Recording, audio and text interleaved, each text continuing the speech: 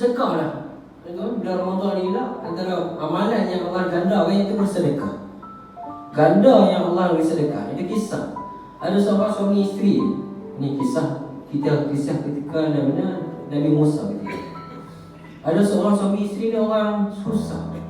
Makan tak cukup. Ada apa makan, ada hari tu je lah. Ada hari tak ada lah. Miskin sungguh. Tapi dia pun tak mungut. Seorang suami dan isteri tak mungut. Tak mungut sikit pun. Dia reda dan dia terima qada dan qadar Allah.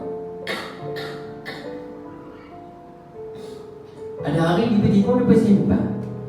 Baru tak ada miskin. Dan bukan tak terima, tak reda. Tapi kita ada Nabi Musa ni. Untuk bini dia nyimpan. Kita duduk dengan Nabi Musa, ada Nabi Musa. Boleh Nabi Musa ni kalau minta apa mustajab, boleh dapat. Ini ya. Kita lagi minta doa kat Nabi Musa suruh bagi kita kaya. Sat apa lah.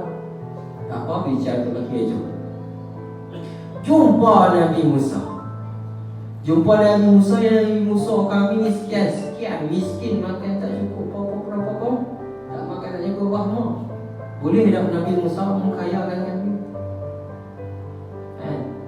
Nabi Musa pun tak pernah ada permohonan daripada umat dia. Nabi mohon kepada Allah.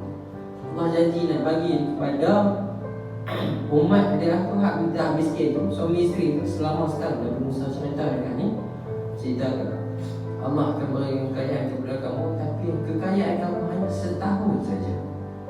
Setahun sahaja kekayaan yang Allah akan beri kepada kamu. Tak apalah, dia pun terima. Dia pun kaki terbini ke jannah redha. Alhamdulillah, pasti. Allah beri kaya sungguh. Berkat Nabi Musa kaya sungguh. Tok bini dia pun cerita gitu kaki dia. Baru ingat Nabi Musa kata apa, Allah janji nak bagi kita kaya di setahun. Dan ni macam ni kan. Ala bagi kaya setahun je.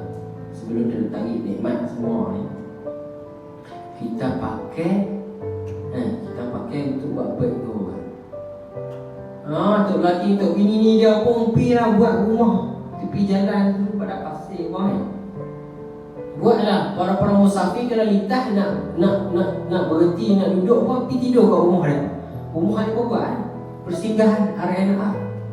Contoh lah. Buat apa kan, buat gitu.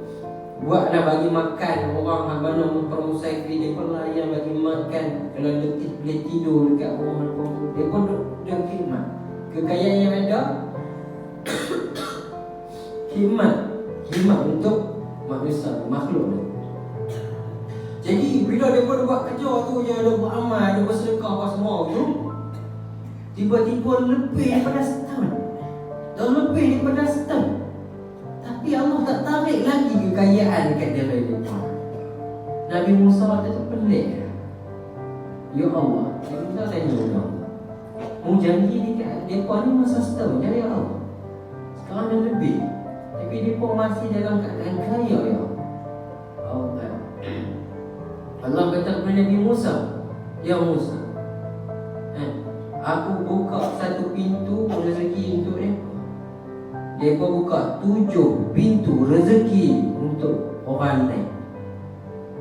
Rahmat aku ni dengan makhluk, ataupun makhluk aku lebih rahmat daripada makhluk ni. Malu aku dengan makhluk aku, ya Musa. Nabi Musa kata diam. Dan kaya orang selama-lamanya.